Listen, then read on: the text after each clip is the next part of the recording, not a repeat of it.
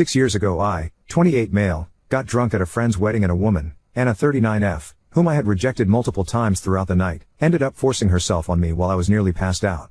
It was a whole mess and I fell into a deep depression. Things got worse when Anna showed up at my door after a few weeks saying she was pregnant.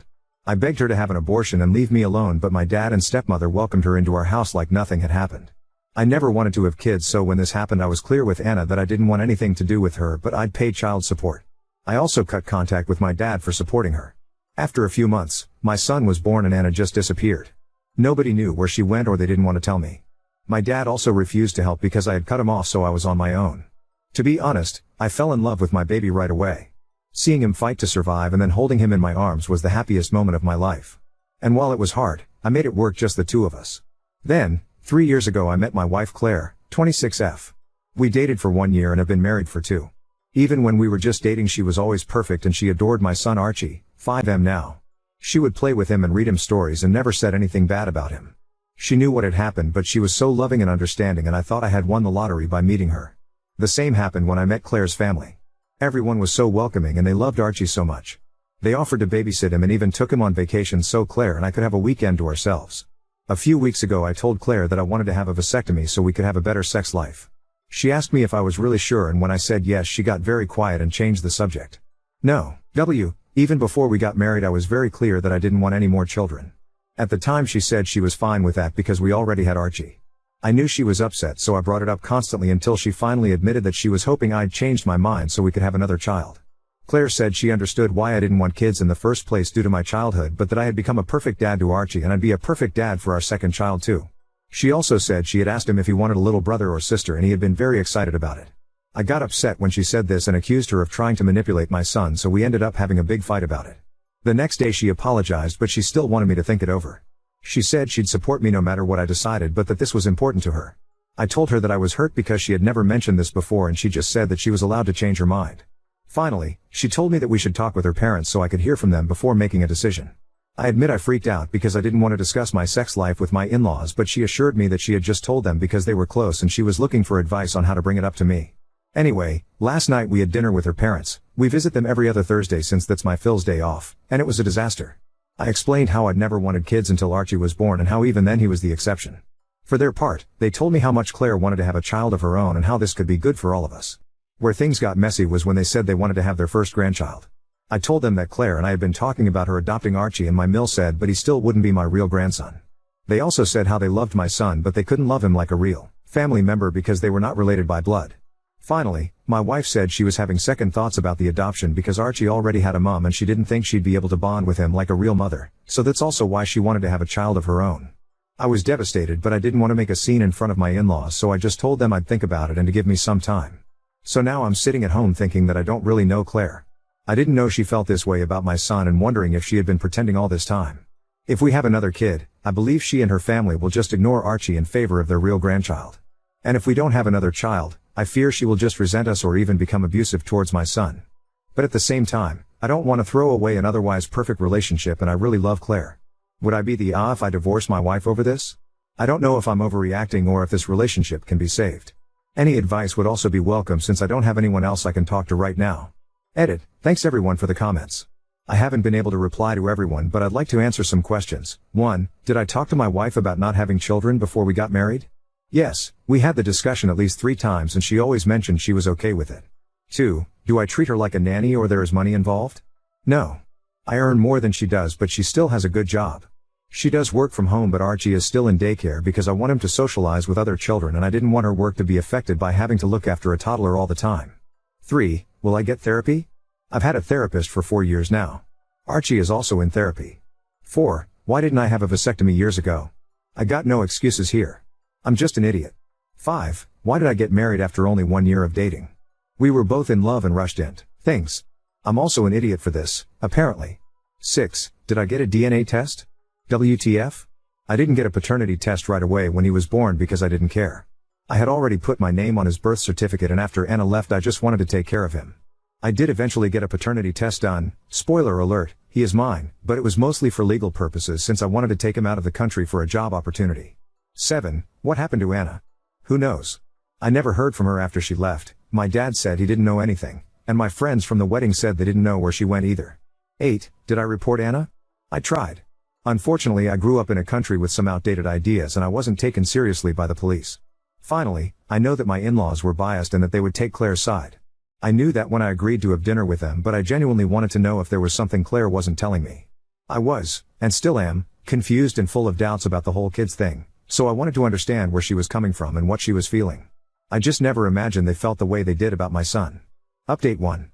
I also saw some people asking for an update, so here it is. Since Archie plays football every Saturday, I asked a friend of us, whose son is also on the team, if she could look after Archie for a while. I wanted to have this conversation with Claire without my son present in case we started arguing again, so we just headed home to Tall after the game ended. I know a lot of people said I should just divorce my wife both to protect my son and to let her move on, but, please don't be mad at me, when we sat down to talk I wasn't ready to give up on my marriage just yet. At that moment I was willing to compromise with Claire about a second child as long as we got couples therapy to address her and her family's feelings towards Archie. Even after the initial fight, when I said I wanted a vasectomy, I was mostly confused about what to do since I just wanted my family to be happy. Anyway, I started by asking her to explain why and when she had changed her mind. Claire started to apologize right away and she told me that she had always dreamed of having a big family. She said that she tried to convince herself that she could accept not having children because she really loved me and she also loved Archie. She admitted to lying when I had asked her about it because she didn't want to break up and she felt I was giving her an ultimatum of either choosing having kids or choosing me. I never intended it to be one, I just didn't think it was fair for any of us to be in a relationship if our goals didn't align. She also admitted that she had always been hoping I would change my mind once I saw what an excellent mom she was to Archie. What surprised me the most is that apparently my mill tried to convince her not to get married because it wasn't fair of her to expect me to change. Claire also told me it was Mill's idea to babysit Archie and do all those things together so my wife could bond with him and get used to the idea that he may end up being our only child. When I asked her why her mom had made the comments about blood being important, Claire said she had asked her parents to say that to convince me why it was important for her to have her own kids. I told her how hurt I had been by what they said and also when she told me she had changed her mind about the adoption. Claire said she was just scared that one day Archie would want to reconnect with his birth mother and that he wouldn't love her anymore. Apparently she had been reading a lot of stories from other step-parents who had been cast aside, especially when the birth parents showed up again or if there was a divorce involved. Her anxiety got worse around a year ago. According to Claire, she had always introduced herself as Archie's stepmom when she picked him up from the daycare because she didn't want to take Anna's place. I lost my patience and reminded her that Anna had abandoned us so there was no place to take. At this point we started arguing and going in circles. She accused me of not understanding how hard it is to be a step-parent and I told her she was fighting against windmills. After we calmed down a bit, she told me she got even more scared of being replaced when Archie started asking about his mom. She also felt guilty because she was sure he only asked because she kept correcting everyone about the whole mother/stepmother thing. She also said I made it worse because I didn't tell him the truth about Anna and tried to sugarcoat things by telling him that his mom felt guilty because he had been born very sick and she didn't want to see him suffer. Honestly, I just didn't know what to tell him because I didn't want him to feel sad about being abandoned. Claire accused me of still caring about Anna, WTF, and that's why I didn't want to paint her in a bad light. When I told her I just panicked and made up a lie in that moment, she said I should have just refused to answer and take Archie to a therapist. We did get him one the same month. That's when Claire said I should have tried to find Anna so we could have split custody and Archie could be with his real mom. I admit I lost it and started yelling at her that Anna was just a horrible person and that if it were up to me she'd never see Archie. She had SA'd me, she had tried to manipulate me when she got pregnant, she had abandoned my son right after he was born and, after all these years, she had never bothered to reach out. Claire yelled back saying I couldn't understand what a woman goes through and that maybe she left because of PPD and that I made it worse by just giving up and moving to another country where Anna couldn't find me. I said that wasn't the reason why we left and she knew it. I also told her how everyone who knew me back home had Ning contact information and my address. So it's not like I was hiding. What finally broke me is that she said it was my fault that Anna left because I refused to step up and do the right thing by marrying Anna. She tried to apologize right away and said she didn't mean it, but I just told her to leave and that I wanted a divorce. I'm ashamed to admit it, but I just locked myself in Archie's room and started to cry like a baby until she left. She just packed some stuff and later sent me a text saying she'd be staying with her parents. The rest of the day was a blur. I went to pick up my son and briefly told NY friend I was getting a divorce.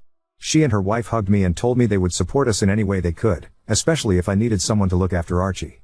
I spent the rest of the day with him and we decided to have a pijamada, just the two of us. We ordered pizza, played with his new toys and watched some movies until he fell asleep. Since I can't sleep, I thought I'd write this update to vent or something. I feel like my life just imploded and I'm so heartbroken. I don't even know how Archie is gonna take it, so that's also gonna be hard. Now on to second story. Overheard my husband saying he doesn't consider my daughter his real child, leading to heartbreak and lasting family tension. I, F46, got pregnant with my daughter Sarah, F26, when I was in college. My parents and my then boyfriend's parents pushed us to marry, which we did. My late husband unfortunately passed away a week after our daughter's second birthday because of a heart complication that we did not even know he had. It was a very hard time for me and I went through a very bad depression.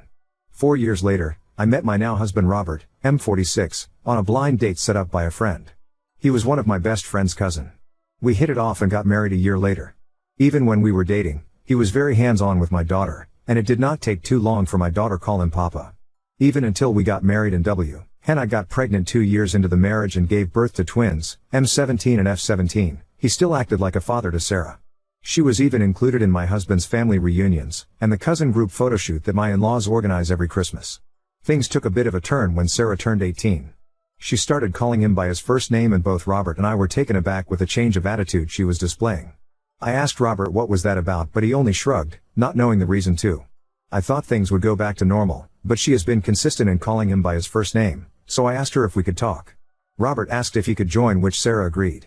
To make it short, my daughter overheard my husband talking about a Father's Day trip to his friend who owns an hostel. His friend asked him if he forgot to include Sarah since my husband only asked him to prepare 3 bedrooms. My husband replied that he planned this trip for his real children only. It wouldn't make sense if Sarah was in the trip since he wasn't her real father. This made Sarah feel betrayed and hurt because she saw him as her real dad even if she knew he was her stepdad. My husband tried to explain to her that though he loves her as a father, his love for the twins were different since they were his real children. I wanted to just shut him up because he was overusing the word real. But Sarah told us to leave her room. What made that day even more depressing was that this day was her last week with us before she leaves the country for college. Since then, every time she comes home, Sarah acts like nothing happened but continues to call Robert by his first name. Robert didn't want to add fuel to the fire and just tolerated it. And now, few years since then, my daughter announced her engagement to her longtime boyfriend. We were very happy for her as they have been dating since they were still college freshmen. 2 weeks before their wedding, we were wondering who would be walking Sarah down the aisle. I assumed it would be Robert since I thought we have moved past that incident, but no. My daughter scoffed at me when I told her about Robert walking her down the aisle. She said I thought it was obvious that Uncle Greg, my late husband's brother, would be the one to do that. Besides, I'm not his real daughter. It wouldn't make sense if he walked me down the aisle. I did not talk back, instead apologized for my ignorance and told her that I'll speak with Robert about it, since he also assumed he'd be the one to walk her down the aisle. When I told him what Sarah said, he was pissed. But I politely reminded him of the incident years ago, which made him even more upset. He said that it was long time ago and that Sarah should move on. I, who was offended for my daughter, told him that he shouldn't be upset since he doesn't see her as his real child anyway. He then got teary-eyed and told me to not speak to him. He still attended Sarah's wedding but looked visibly down. We still aren't on good terms and have been pretending in front of relatives. My daughter does not know about this and I want to keep it that way.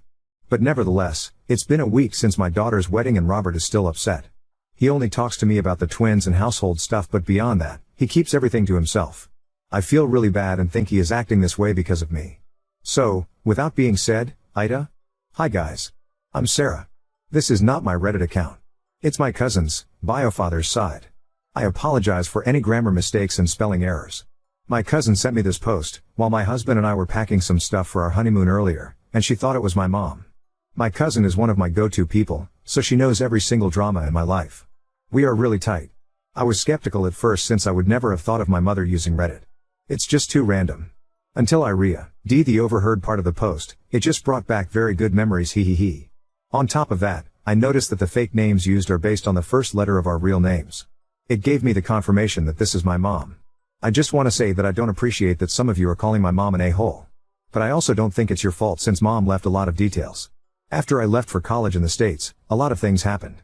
My cousin, the owner of this account, was the one filling me up with updates. So, mom and Robert had a huge fight regarding me. Plus, Robert always came home late and drunk from the cockpit. The twins, well, they were shielded from the drama because they were children. They kind of separated for like a year. My mom went to live with her parents. I was always in contact with mom, and she always asked for my whereabouts. You know, normal mom stuff. She also kind of filled me in about her separation from Robert. I actually felt guilty because I knew it was because of me. Their biggest fight was when Uncle Greg, I will be using the fake names mom used to not add confusion, confronted Robert about the incident because when I arrived at my university dorm, I called to him sobbing and told about everything. Uncle Greg is the typical cool single uncle and has always been protective of us cousins, so when he learned about it, he went on full Papa Bear mode for me. Robert was kind of mad that he was getting into our business. Mom told Robert that Uncle Greg Actually my cousins and I calls him Dada because he's really like our second parent, also has a say in this since he's family, but Robert wasn't happy about it. So yeah, that insinuated a big argument that almost led to Robert and Uncle Greg having a fist fight. They were already throwing unkind words to each other, and everyone was just emotional. When I learned about what happened, like I mentioned, I felt guilty and bad. So I sent Robert an email since he doesn't use Messenger. In the email, I told him that he should apologize to Mom and make things right for the twins. I did not receive any response from him, but eventually, he and Mom made up after a year. I was quite happy because I really didn't want to ruin my mom's marriage. I love my mom so much, and I'd do anything for her. You might be wondering why my mom did not initiate divorce. Well, first of all, divorce is still illegal in my country. Second, annulment is extremely expensive, and even if we were kind of well off, my mom's a physical therapist and a teacher at a university, while Robert used to be a public accountant up until I was 16 and owns a commercial space. Their pockets would have hurt, and annulment takes a lot of time to process. Today, I reached out to them, and I told them that I wanted a proper conversation because this has been long overdue. I think we all need some closure. I do want to note that I have moved on, but forgive? I don't think so. It pisses me off that Robert thinks I can just move on, forgive, and forget. It's hard to think that this was the man I used to call Papa. What's even more sad is that I still see him as my Papa. The pain I felt that day and when I started calling him by his first name. I even wanted to major in accountancy because of him. He was my role model. There were a lot of moments where I just wanted to go back to that day and pretend I did not hear anything and let it slide, then maybe I'd still call him Papa. But I would be an idiot for thinking that because no matter what, the damage has already been done. So yeah, I am contemplating if I would update you guys on our talk tomorrow. I have texted my mom not to look over the comments here because some of you are just brutal. Sorry, I just don't want my mom to feel bad. P.S. I want to add that both my mom and Robert paid for my college tuition. I did not get any loans or anything. Student loans are uncommon in our country. Parents are always the ones paying. I'm actually grateful that Robert helped pay, but that still doesn't remove the pain. My husband has been really patient and supportive. Little trivia, we were classmates in high school. I was the talkative girl in class, social butterfly, and he was one of those goofballs, and we actually fought a lot back then, and we eventually developed feelings for each other throughout freshman year. We were surprised that we went to the university. We were both catching up on each other's lives, and yeah, the rest was history. Hello, everyone. I would like to thank everyone for your advice and comments. My daughter found and commented on my post, and we will be talking about this tomorrow. She had just messaged me earlier. I was feeling tired today and could not sleep, so I was able to write this. I also want to thank the people for calling me out. I know I'm not the best mother, but I try. But yes, I am an a-hole for tolerating him. I don't know what will happen in our talk tomorrow, but I do want everyone to have closure. I also want to add that my daughter and I do not have a strained relationship. She did not want me to walk down the aisle because then Robert would be pushing her to let him walk her too, since he thought we're a package. Update 1. Nonetheless, a lot of things happened. Robert was still doubling down and justifying his actions. We were running in circles and could not find any middle ground. This angered my mom, and then they had a heated argument that escalated to violence because Robert pushed my mom and said that he should not have married a woman with baggage. This boiled my blood, and I immediately slapped him. I pointed my fingers at him and warned him not to hurt Mom. He was about to push me, too, but the good thing was my husband was able to block him from me. Things got quite physical. My husband and Robert started punching each other. My twin brother was trying to stop them. Uncle Greg was also present and I had to pull them apart. I, while in a state of panic, called the police as my twin sister tried to comfort my mom. Fortunately, the neighbors heard the commotion and helped pull my husband from Robert. At the police station, Robert and my husband were still verbally degrading each other. The police asked a lot of questions, but to shorten what happened, 1. Robert admitted to pushing my mom harshly. My mom did not want to file a restraining order on him since it was the first time Robert had physically tried to harm her. We encouraged her to file, but she said that they would start processing an annulment instead and separate. 2. Robert admitted that he was still gambling in their savings from another bank account, which was supposed to be my siblings' college fund. They wanted to follow on my footsteps and study abroad, has been nearly emptied because of debt. My mom went ballistic and started cursing him because most of the money was from her. Furthermore, the twins don't want anything to do with their dad. He will be paying child support until they go to college. Though, he has to find a job because he is broke. He has been secretly leeching off my mom's hard-earned money for almost 2 years now. My mom filed an annulment 2 days later. We had to cancel our flight during that day because it was too much for me. We fortunately booked a ticket with the help of my husband's friend the day my mom filed and flew to our destination a week later. Our relatives on Robert's side, surprisingly, support my mom. Though Robert will be staying at his parents'. They are disappointed in him, according to my aunt, Robert's sister, but he was still their child. My mom understood them and minded her own business. My husband and I had a great honeymoon. We haven't heard much from Robert. The twins entered their last year of high school.